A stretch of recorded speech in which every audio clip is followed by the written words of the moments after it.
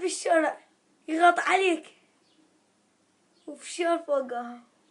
هذا من يحكي علي؟ قل له هسه يجي اخوي يطيح حظك بالباب هو واقف، روح قل له يلا بساعة. لك اخوي طلع هذا ابو اسرائيل جاي يحكي وياك. وين اخوك؟ هسه طيح حظه.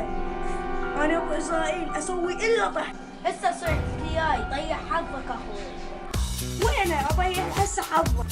ايه يانا ليك انت يسموك ابو اسرائيل، ليك انت باخويا